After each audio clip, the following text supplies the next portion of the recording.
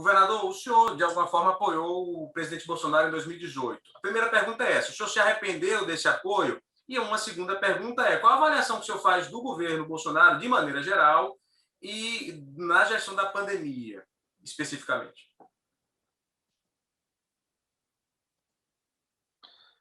Olha, lá em 2018, é importante lembrar, a eleição do segundo turno ela é uma eleição plebiscitária. É um caminho ou outro.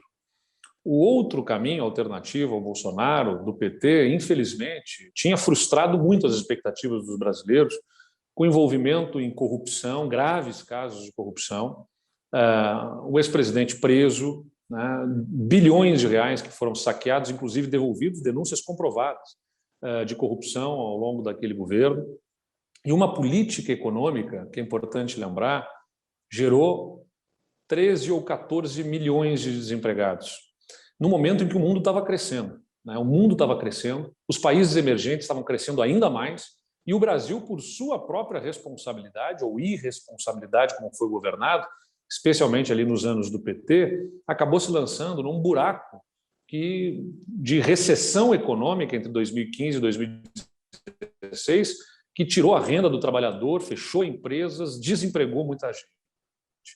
Aquele modelo não podia voltar.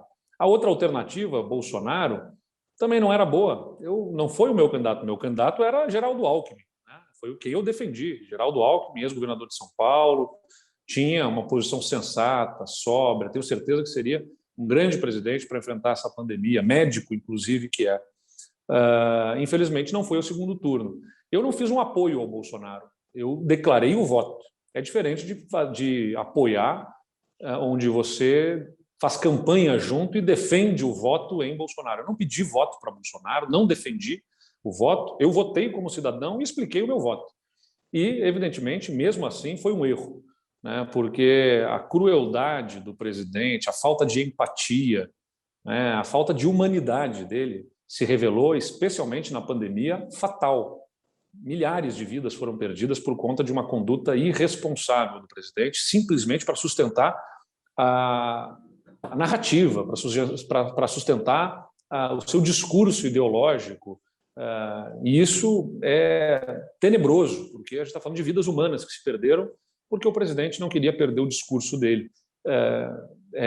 Sem dúvida nenhuma, um grande mal que foi feito ao país.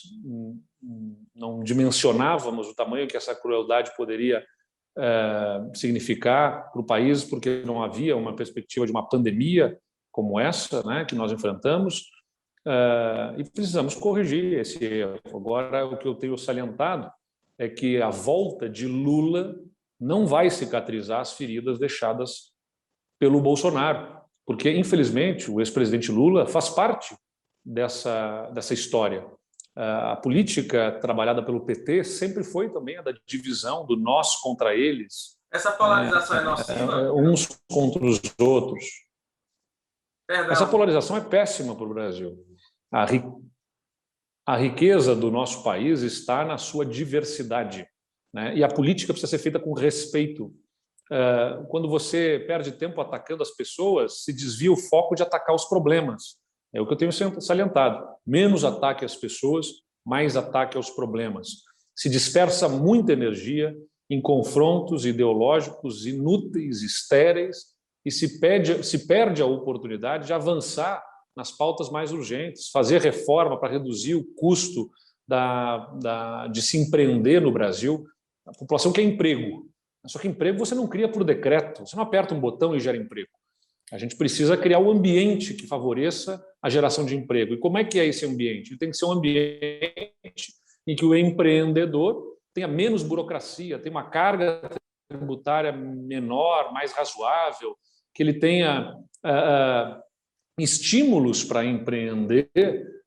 Então, a gente precisa fazer reformas. A gente precisa focar no problema da aprendizagem. Acabei de falar aí, a gente perdeu muito tempo na pandemia, já tínhamos uma educação com graves problemas no Brasil, e agora com a pandemia isso se agrava. Aí está o problema, é aí que a gente deve endereçar as ações do governo. Mas o governo e a oposição desperdiçam uma energia no enfrentamento um ao outro, e aí a população fica à margem, né? Marginalizada nos seus problemas em relação à disputa política que está posta.